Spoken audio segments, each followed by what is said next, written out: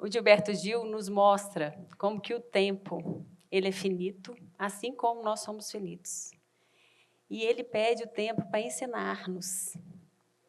A Fernanda Takai, ela com uma intimidade com o tempo, ela fala: tempo, tempo, tempo, mano velho, não é? Tenha cuidado comigo.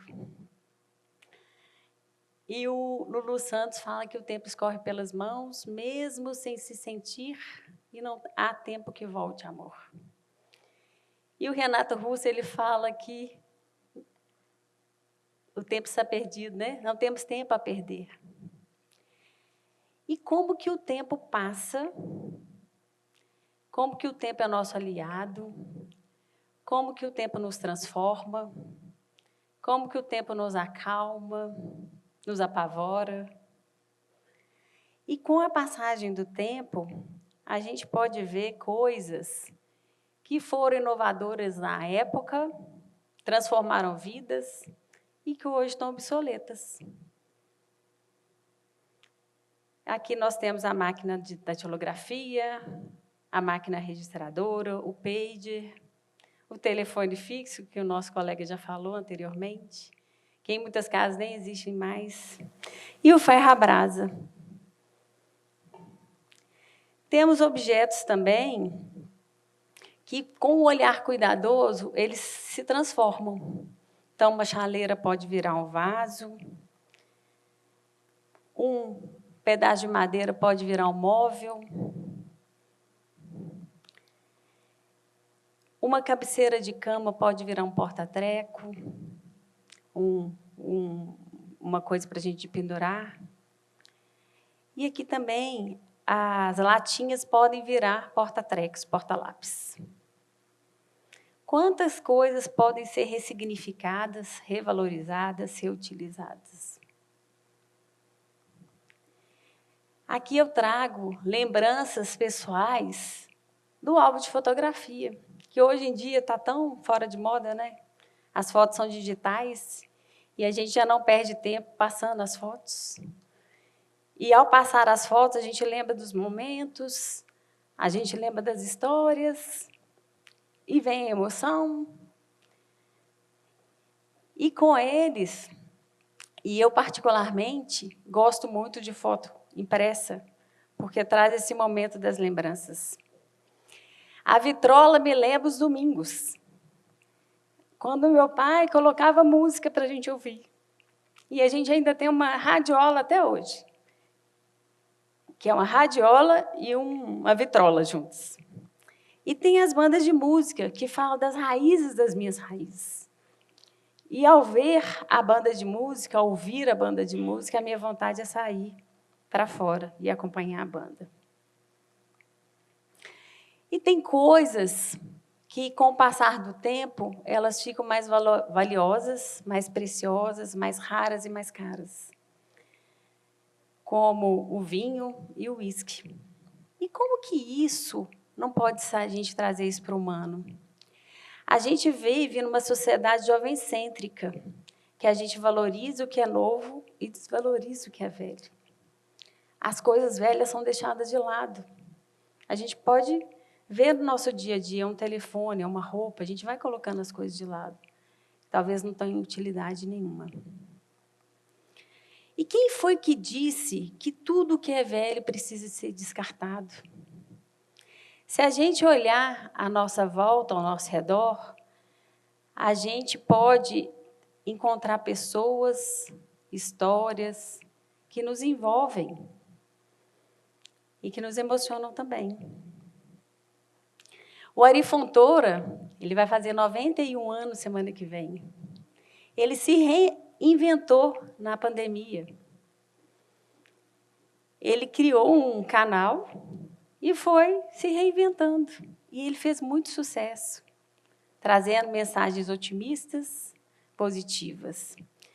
A Fernanda Montenegro, com o seu jeito, se vocês não assistiram, assistem ainda o filme, Ainda Estou Aqui. E nas poucas cenas que ela aparece, ela não tem palavra nenhuma, mas como que ela nos emociona, apenas por estar aí. E se a gente olhar à nossa volta, a gente pode ver pessoas que foram muito significativas para a gente. E aqui eu compartilho com vocês algumas histórias. A minha madrinha morreu com 53 anos. E a emoção também é bem-vinda, né? A minha madrinha morreu com 53 anos, e para mim ela era velha, muito velha. E eu tinha 13. E naquela época, muito sem entender ainda o que estava acontecendo, né? Mas o meu inconsciente, eu fiz um pacto com ela, que eu só fui descobrir isso lá para 2006, viu, gente? Quando eu estava fazendo um recordatório para o mestrado. E eu não queria que as pessoas, ao envelhecerem, sofressem. E aí foi a minha caminhada na minha profissão. Tem outras pessoas que me inspiram, que é a minha avó, que morreu aos 96 anos, que naquela época ela nem tomava remédio, gente. A primeira internação dela foi em maio de 2017, ela morreu em outubro. E ela me inspira. E a cada dia ela tinha um novo sonho, um novo objetivo. E aqui eu trago a minha mãe, que está na plateia com a gente, que me inspira a cada dia, que não deixa a peteca cair, que não recusa convites. E é assim que essas pessoas que me inspiram, que eu sigo a minha caminhada. E, provavelmente, as pessoas que inspiram vocês, elas estão na nossa frente também. As pessoas que talvez vocês profissionalmente podem se ver inspiradas, têm mais idade que vocês. Então, por que não valorizar essa pessoa que envelhece? E, afinal de contas, todos nós estamos envelhecendo. Aqui nós somos um grupo heterogêneo. Um grupo que, se a gente pudesse compartilhar, a gente ia ter muitas histórias e muitas memórias para compartilhar juntos e crescer juntos. E qual é o valor que você tem à medida que você envelhece? Já pensou nisso? Já pensou no seu valor? E vocês receberam o espelhinho, não receberam? E eu vou pedir para vocês pegarem esse espelhinho.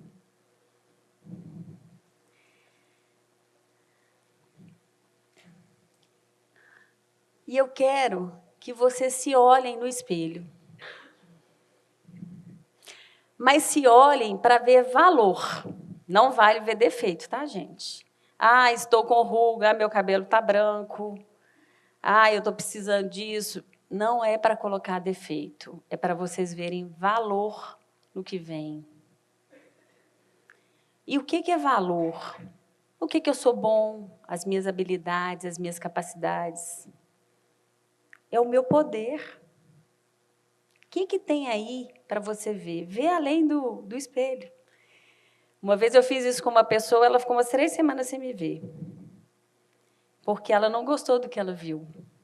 Mas, às vezes, é bom a gente ver o que a gente não quer ver também. E é bom a gente ver o que tem de melhor nessa pessoa, até para a gente seguir em frente. Então, para vocês se apaixonarem pelo que vocês veem, para vocês se enamorarem pelo que vocês estão vendo, e verdadeiramente acreditar que o poder e o valor estão em vocês, independente da idade que a gente tem. Nessa caminhada, o valor está com você. Então, eu espero que você se apaixone por vocês, a cada dia que vocês se olharem no espelho. E tenha tempo também de se olhar no espelho. E pensa comigo. Desde que o mundo é mundo, a gente nasce e envelhece, certo? O que mudou nisso? O que mudou é que a gente está envelhecendo, vivendo mais. E a gente está tendo a oportunidade de conviver com pessoas idosas. E será que a gente está aproveitando isso?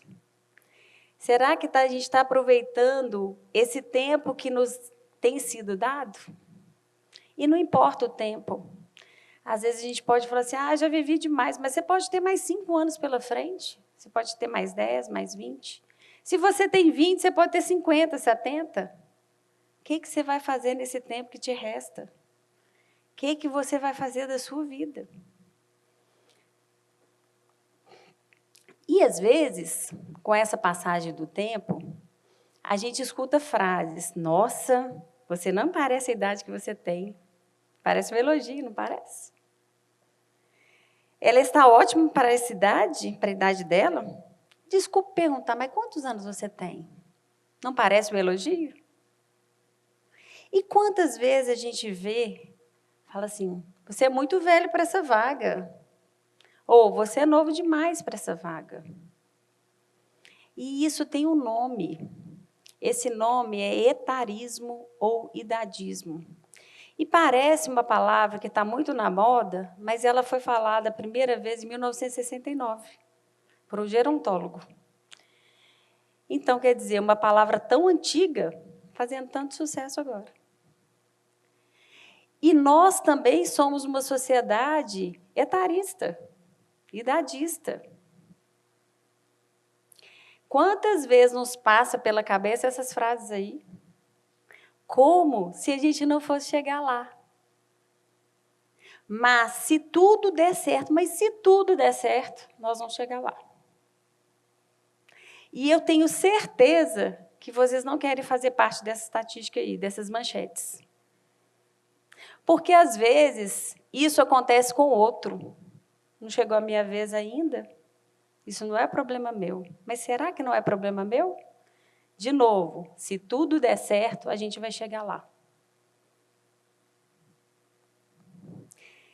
E a gente tem que entender que o envelhecimento é inexorável e é intransferível. E eu tenho certeza que se as pessoas pudessem transferir a data de nascimento, transfeririam para mais novo. Mas eu não posso transferir minha data de nascimento. E o contrário disso tudo, gente, é a morte. E eu tenho certeza que nenhum de vocês querem morrer precocemente. Então, o que nos resta? Viver. Enquanto o envelhecimento for do outro, a gente não vai buscar estratégias eficazes para resolver o problema, que já existem. Então, eu convido vocês, a partir de agora, a ter esse olhar cuidadoso e carinhoso para quem está na nossa frente. Porque, se tudo der certo, a gente também vai estar lá. Então, ao atravessar a rua, a pegar ônibus, o que for, quando a gente se deparar com uma pessoa que está na nossa frente, porque o mais velho é aquele que está na nossa frente. Eu não estou contando da minha tia com 53 anos, eu achava que ela era velha, muito velha, porque eu tinha 13. Para mim, ela era velha. Então, o velho é quem está na nossa frente, só isso. E eu convido vocês a se verem nessa estrada. Essa é a estrada da vida.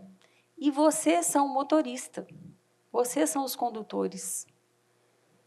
Qual que é a direção que vocês vão tomar?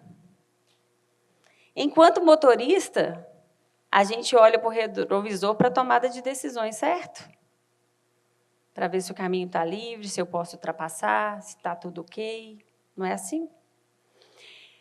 Enquanto eu, condutora da minha vida, eu posso olhar para o retrovisor e pensar que tudo que está atrás, que eu vejo pelo meu retrovisor, foi aprendizado, foi conhecimento, que eu adquiri ao longo da minha vida. Até os fracassos, os erros, eles vão servir de aprendizado para eu seguir em frente. Mas a gente não anda dando ré o tempo todo, não é mesmo? Então, a gente segue na frente. O nosso caminho é para frente. E depois de se apaixonarem por vocês e saberem que vocês têm um potencial enorme, e a gente entender que a gente também tem o poder do tempo, a gente pode aproveitar o poder que o tempo nos dá, e que a vida se vive vivendo, e que o caminho só existe quando você passa.